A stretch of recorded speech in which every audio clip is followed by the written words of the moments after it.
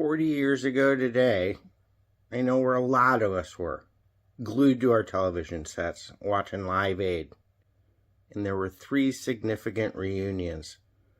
And even more significant, they're not included on the Live Aid official DVD release like 20 years ago almost. Yeah, here are the introductions and some interviews for the reunion sets by The Who, Led Zeppelin, and Crosby, Stills, Nash, and Young. This is when, benefit concerts got everyone's attention, back before there was such media diffusion. Things will never be as unified as they were when we had less choices. Peter Townsend, Roger Daltrey, John Entwistle, and Kenny Jones. Please welcome The Who!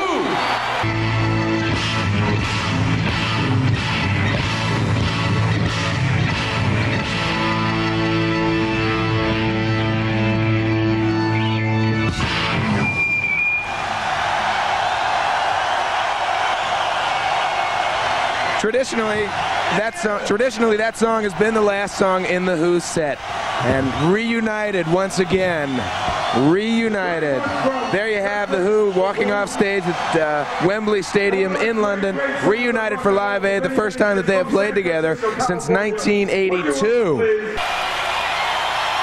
I'd like to introduce some friends of mine to you. Would you welcome Mr. Robert Plant, Mr. Jimmy Page, Mr. John Paul Jones, Mr. Tony Thompson, Mr. Paul Martinez.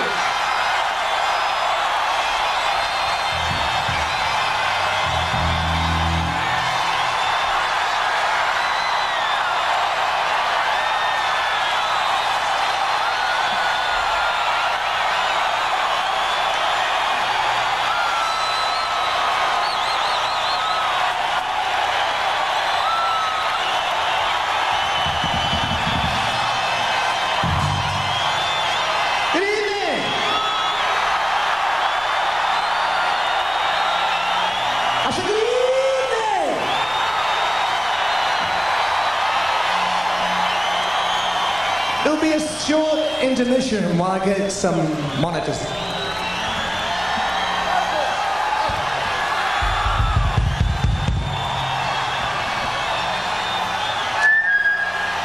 One, two, 1, 2. Been having a good time?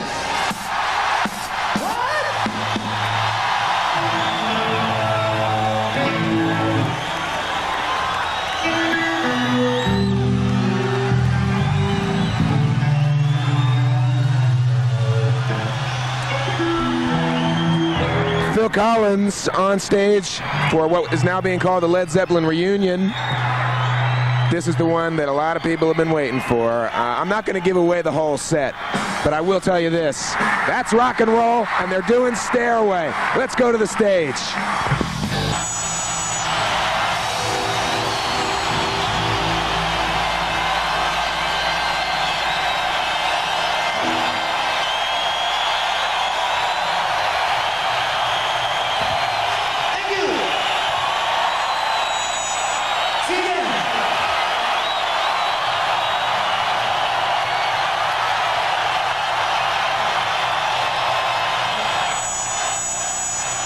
There you have it. We have been waiting for it all day long. The Led Zeppelin reunion, Jimmy Page, Robert Plant. Martinez, on keyboard, Jean Paul Jones, on the drums, Tommy Thompson, See now, on vocals, Robert Plant, on lead guitar, Jimmy Page. John Paul Jones, as mentioned, Paul Martinez, Phil Collins, and Tony Thompson, both playing drums in this Led Zeppelin reunion. This is one of the reunions you can't help but wonder what is going to become of these relationships once Live Aid passes.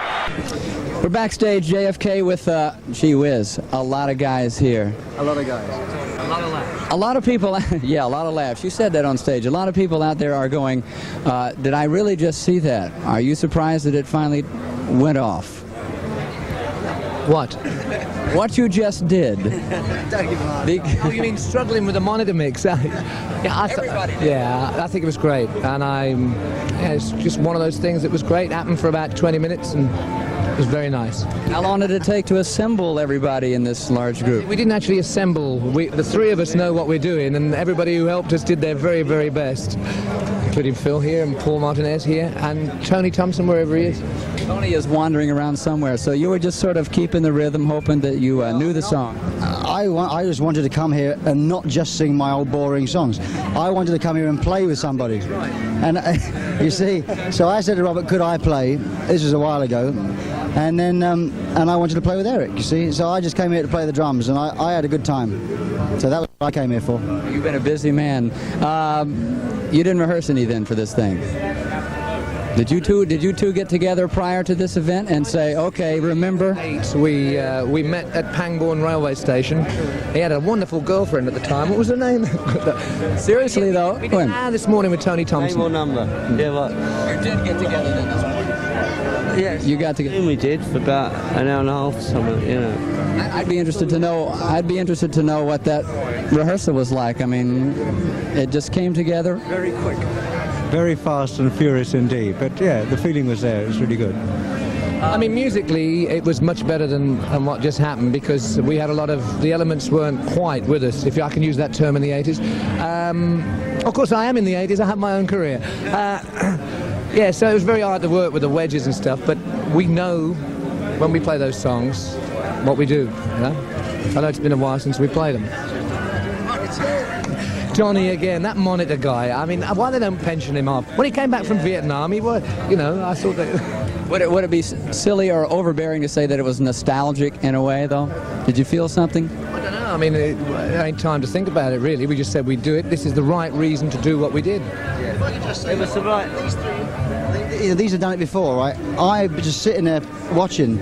I saw about 90,000 kids out there, all with their arms up, loving every minute of it. So, although the ragged edges, and there were probably a lot of ragged edges because they were a band, you know, and they would sit. But I think that the kids out there actually loved every minute of it, which I thought was very strong. I wasn't playing half the time. I was just watching, and I thought it was fantastic. Which brings us to the cause why everybody's here. Rock and rollers, good people to be working on such a cause. What does it mean to you, Live Aid? Well, there are many, many things that it means. It means that everybody's doing their best for the right reasons today. And I think I've heard somebody say that everything will be solved by today's effort, and I think that's like a gross overstatement. And I think maybe you could do this a little more often, maybe, or on the other hand, it might take the edge off things. I mean, this is probably a one-off, but there needs to be a lot more effort and a lot more. The awareness is there now, I should imagine, you know, and we just have to hope that the problem is being alleviated somewhat, and the distribution of the alleviation is done correctly, you know. Well, Bob, as it can be done, though, which is the nicest thing about it. It is seen to be done and organised. Well, it's great. Bob Geldof said that the reason he put this concert together was so that people wouldn't forget about it. So hopefully... I think the thing is that it has become a very high-profile event now. This is very, very high-profile, and the singles, the We Are the World, Feed the World, it's made it, people think about it. And of course, however much money is raised, of course, it won't be enough, and of course, it won't do the things it's supposed to do. But all anybody can do is really just draw the attention to it.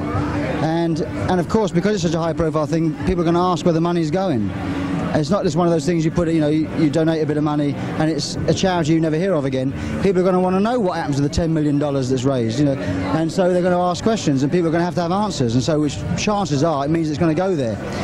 And it doesn't really take a lot, you know. If I mean, I don't want to sound like a preacher, but I mean, if everybody was to give a bit more, if everybody was to give $5, that would be a fucking lot of money, you know. Sorry, you have to edit that out, can't you? But I mean, it's a lot of money, you know. And I think if I thought all this is just drawing a lot of attention to the problem. Hopefully this will keep the ball rolling. When you found out that there was like a shipload of whiskey was going to that country, you know? Remember that? there was a hold of a ship was full of scotch, wasn't it? Yeah. I mean, really, maybe. Anyway. Yeah, sure. Well, it wasn't coming to my house because I haven't been there for a while.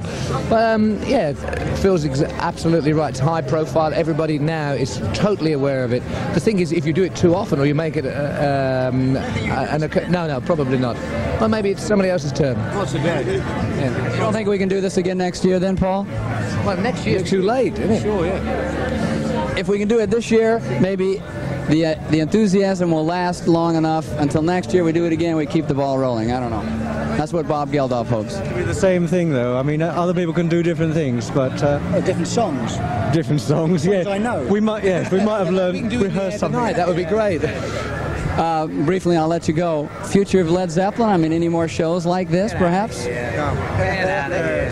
Now, come on. Would you ever play again with these guys?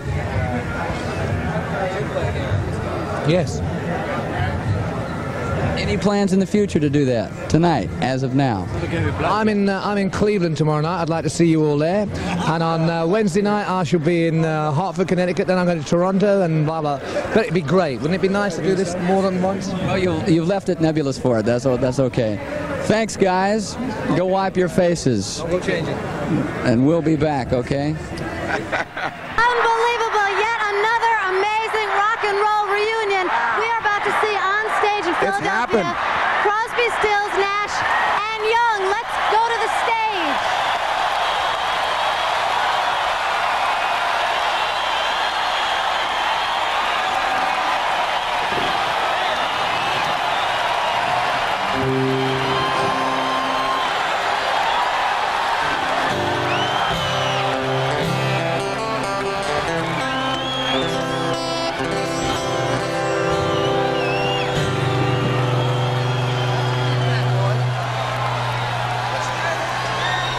How y'all doing?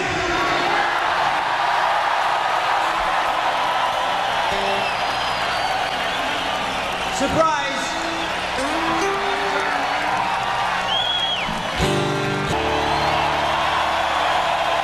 Good night, everybody. Thank you very much. Crosby, Stills, Nash, and Young. The best. Let's hear it.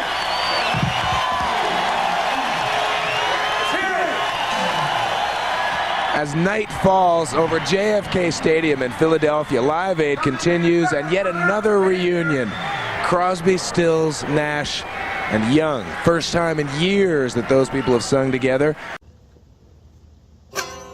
Thank you for watching Cleveland Live Music. I can't play a lick. That's why I'm a taper. Thanks for watching the channel and making it grow. If you want to subscribe, that'd be appreciated. Patreon and GoFundMe would be appreciated. Maybe I could get guitar lessons.